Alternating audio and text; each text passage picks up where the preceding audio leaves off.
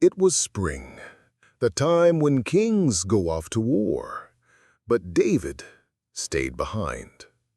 The palace was quiet, the roof high, and from there the king saw something that would mark his story forever.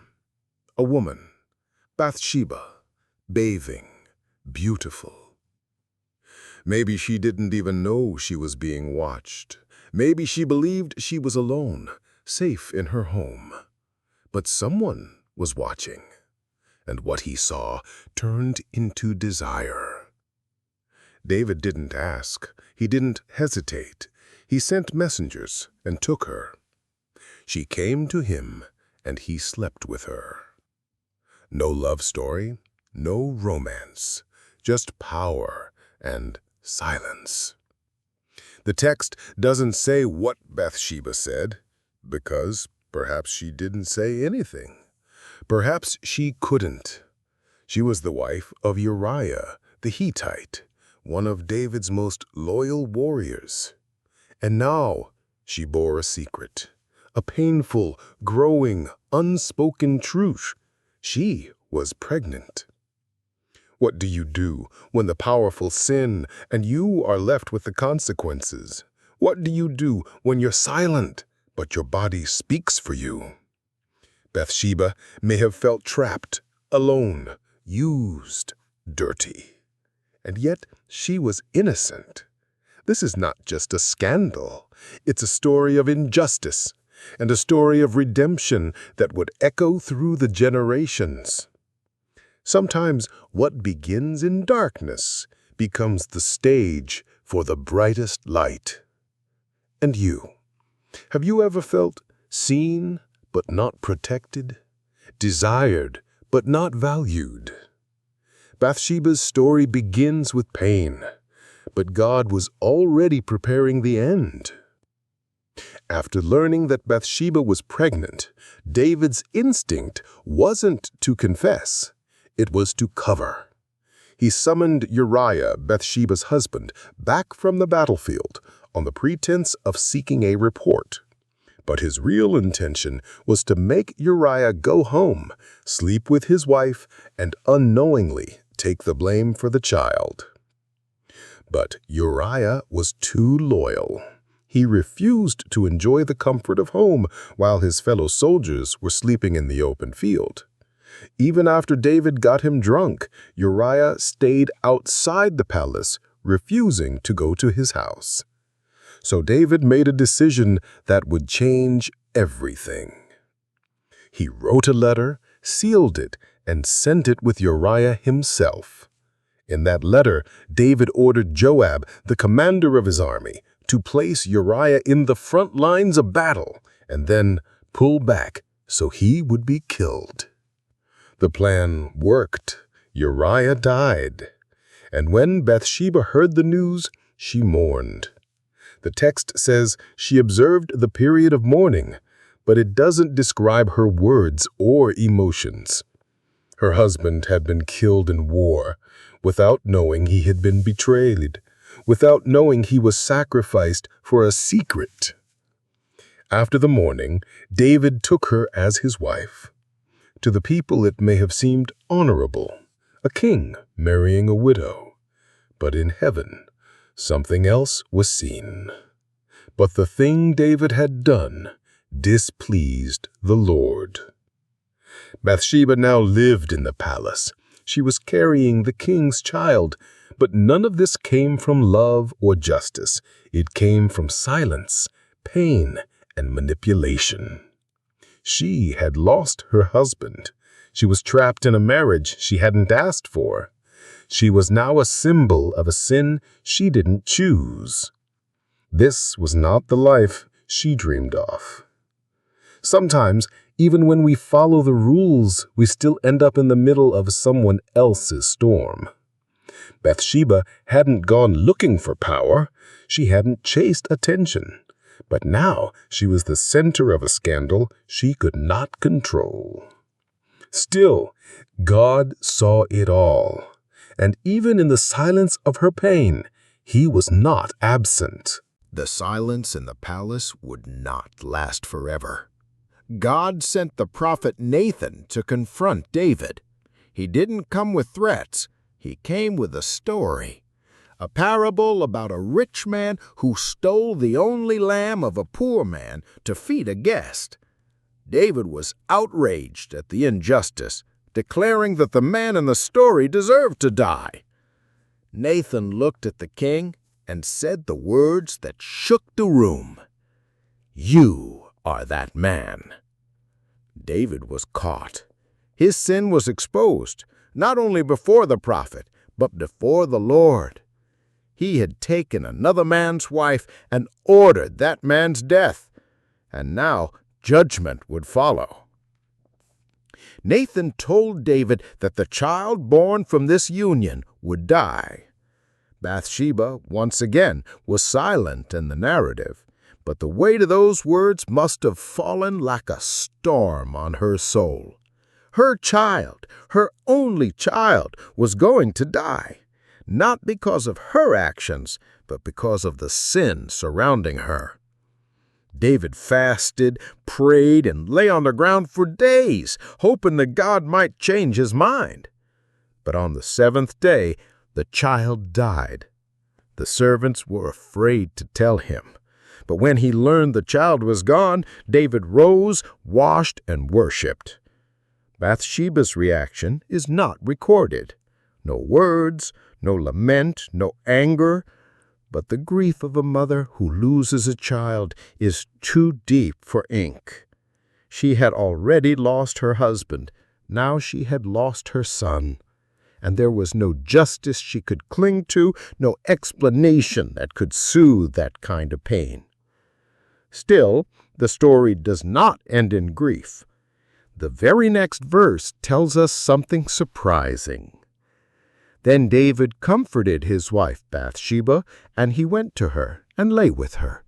She gave birth to a son, and they named him Solomon. From the ashes of loss, a new life emerged. Solomon, the future king, the man who would build the temple of God. He was born not from power or control, but in a moment of restoration and quiet mercy. God had not abandoned Bathsheba. In fact, the text says, "The Lord loved him," referring to Solomon. It's as if God was saying, "I still have a plan for you, even through all this." Bathsheba had no voice in the story so far, but God was writing something in her silence, something that generations would never forget. Solomon's birth marked a turning point, not only in David's life, but also in Bathsheba's. Though still mostly silent in the biblical text, Bathsheba's role was no longer passive. She was now the mother of the child God had chosen. A new chapter had begun. Solomon was not the firstborn of David, and by law, he wasn't the heir expected to inherit the throne. David had many sons, and the path to succession was far from simple. In ancient kingdoms, competition between heirs was brutal. But Bathsheba remained close, attentive, watching history unfold while raising the son whom God loved. The Bible doesn't describe how she raised Solomon, but we can imagine her strength. She had lived through shame, public silence, and unbearable loss. Now she had a purpose. Her motherhood was not just a comfort after mourning, it was a calling. Years passed, and the palace grew more unstable. David aged, and new ambitions emerged among his sons. One of them, Adonijah, tried to seize the throne without David's blessing. He gathered men, chariots, and leaders, assuming his father was too weak to intervene. But this time, Bathsheba was no longer in the background. With the prophet Nathan by her side, she entered the king's chamber. She reminded David of his promise that Solomon would be king after him. This moment was not just political, it was personal. Bathsheba was protecting her son, her legacy, and the plan of God. David listened. he immediately ordered that Solomon be anointed king. The coronation happened quickly. Trumpets sounded, and the people shouted, "Long live King Solomon!" Bathsheba's courage had helped turn the tide of a kingdom. She wasn't a warrior with a sword. She wasn't a prophet with visions. But she was a mother, with memory, with conviction, with quiet strength. She had once been taken without consent. Now she stood before the king and reminded him of God's will. Her story was no longer defined by what had been done to her, but by what God was doing through her. Sometimes God raises voices that were once silenced to become protectors of His promises. With Solomon now king, Bathsheba's place in the kingdom changed once again. She was no longer just a wife in the palace or a silent figure in the background. She was now the Queen Mother, a title that came with influence, dignity, and honor. When Solomon took the throne, one of his first actions was to establish order. Adonijah, who had tried to usurp the crown, feared for his life. But Solomon, still young, extended grace. Yet, Adonijah wasn't done scheming. He approached Bathsheba with a request, cunningly respectful but politically dangerous. He asked her to speak to Solomon on his behalf and request Abishag, a young woman who had served David in his old age, as his wife. To many, it might have seemed like a simple favor, but Bathsheba surely recognized the danger. In royal courts, taking a former king's concubine or companion was a symbolic move, a claim to the throne. Still, Bathsheba approached Solomon with the request. "I have one small request to make of you. Do not refuse me," she said. And Solomon replied, "Make it, my mother." 1 Kings 2:20. The young king didn't just listen, he honored her. The Bible says that when Bathsheba entered, Solomon stood up, bowed to her, and had a throne placed at his right hand. That act meant something. In a world where women were often ignored, Bathsheba was being recognized publicly as a voice of wisdom and authority. But Solomon, wiser than his years, saw through Adonijah's intentions. He denied the request and ordered Adonijah's execution. The threat was removed. Bathsheba's presence in that scene shows a quiet but firm influence. She wasn't manipulating behind the scenes, nor was she a pawn. She was respected. She had earned her place not through power plays, but through endurance, faithfulness, and trust in God's process. From trauma and silence, she had risen to become a trusted advisor to a king. Many forget that Bathsheba was the mother of the man known for wisdom, but perhaps part of that wisdom was shaped by her, by the lessons she lived, the pain she endured, and the strength she demonstrated through the years. God had not just restored her, He had lifted her. If this part of the story has touched your heart, leave a comment. I want to be born again. And discover the devotional My Manna. The link is in the pinned comment. Solomon's reign became the most peaceful and prosperous era in Israel's history. Under his leadership, the temple was built, trade expanded, and wisdom was sought by rulers from distant lands. But behind that reign stood a mother, one who had lived the opposite of peace in her youth. Bathsheba was no longer surrounded by scandal. She now lived in a palace filled with honor, carrying the title of Queen Mother. Though the scriptures offer limited details about her later years, we can imagine her observing Solomon's growing influence, seeing foreign ambassadors arrive, and watching the temple rise stone by stone. The child she once carried in tears was now the man building God's house. Solomon often wrote about women in Proverbs. Though the texts don't name her directly, scholars and believers alike have long speculated. Could the wise woman he describes reflect his own mother? She speaks with wisdom, and faithful instruction is on her tongue. She watches over the affairs of her household. Proverbs 31:26. If anyone embodied that, it was Bathsheba. She endured betrayal. She had suffered the death of a husband and a child. She had walked through shame and silence, and yet she rose with dignity, never turning bitter or vengeful. It's not hard to imagine Solomon as a boy, sitting by his mother and listening to her speak softly about integrity, loyalty, grief, and hope. She didn't just raise a king, she shaped a heart. The wisdom that made Solomon famous around the world may have begun in the quiet counsel of a mother who knew the cost of mistakes and the grace of restoration. Bathsheba's past didn't define her legacy. Her faith did, her resilience did, her trust in God's justice did.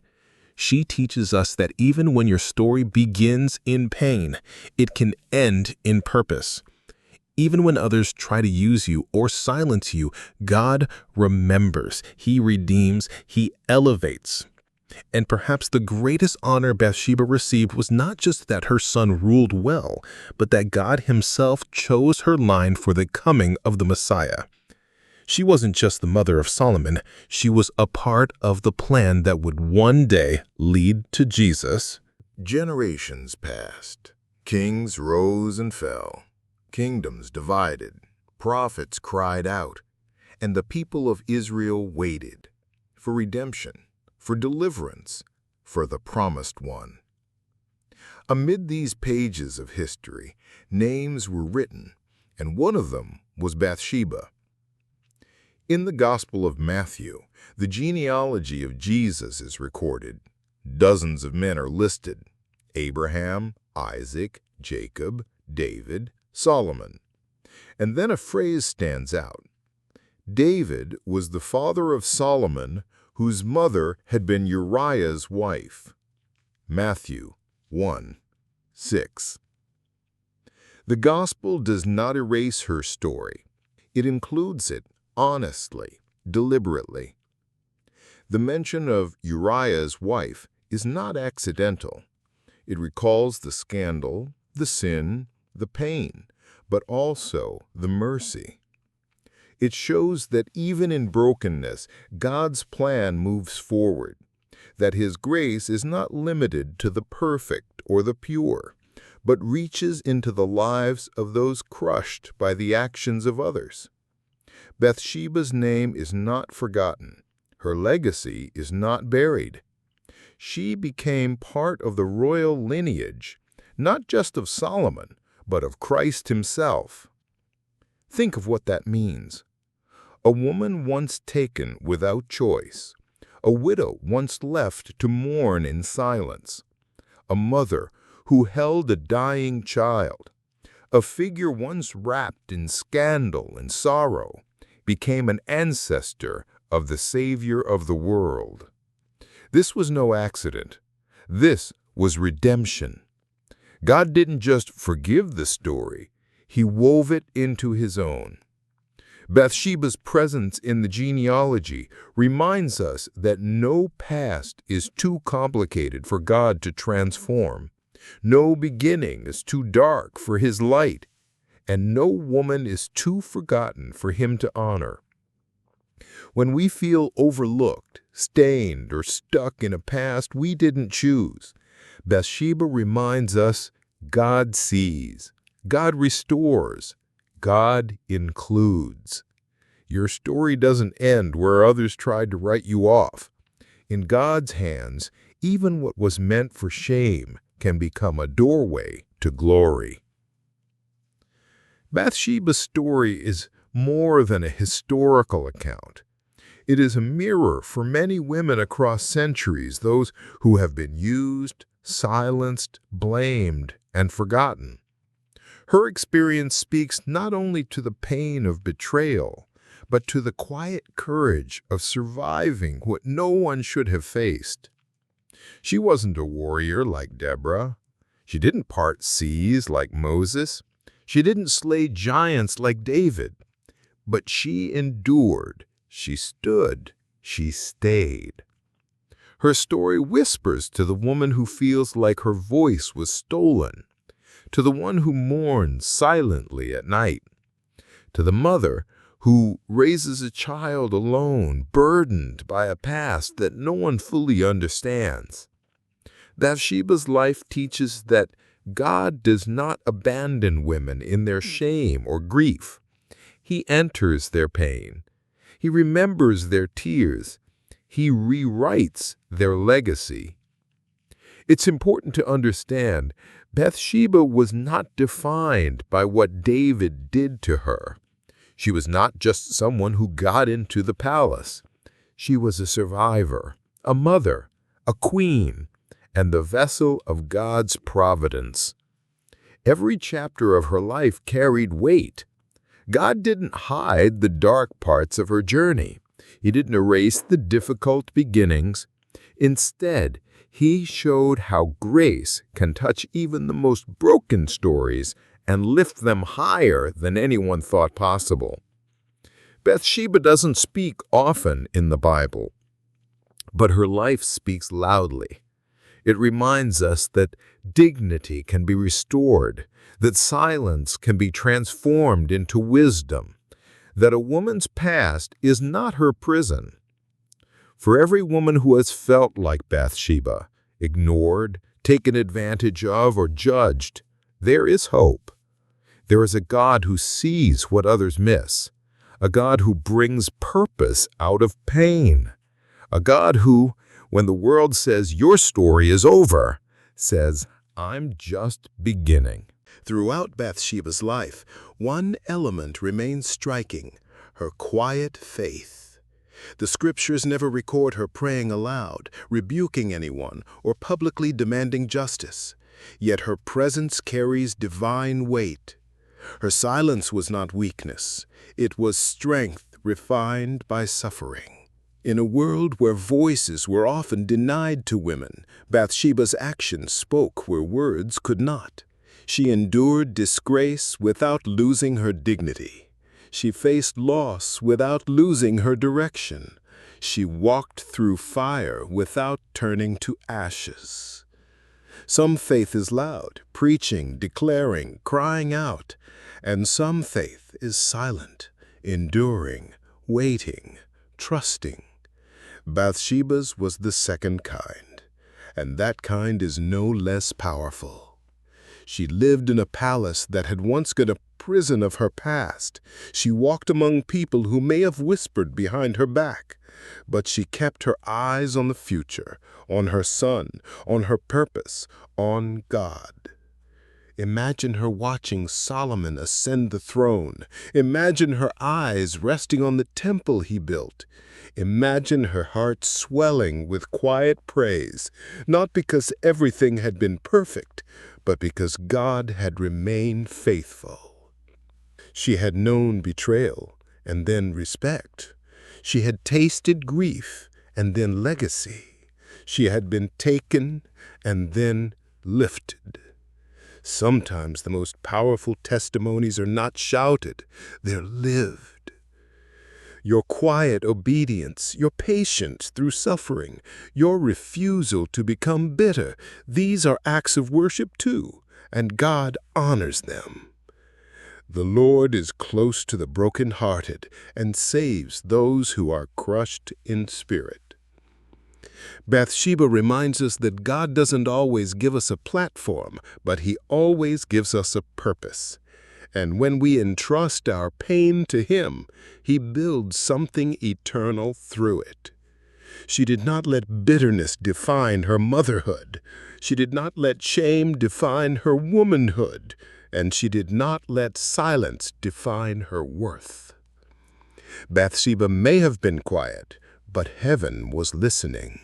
Bathsheba's journey closes not with vengeance or fame, but with something far greater, divine honor.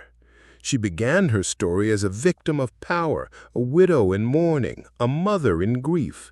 But she ended as a mother of a king, a queen mother, and a woman named in the genealogy of Jesus Christ. She was not perfect, she was not loud, but she was faithful.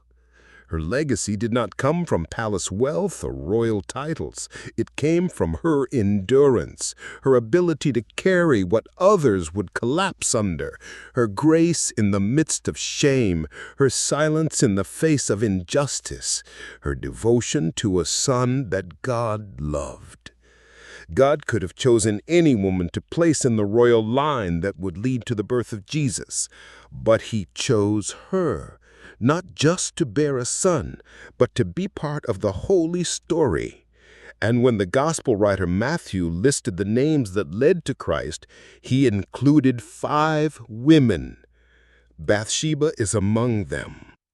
God made sure the world would never forget her. Why? Because she represents all the stories the world tries to erase. The woman who was once taken and broken was used by God to bring forth wisdom, restoration, and a future king who would rule with justice and grace.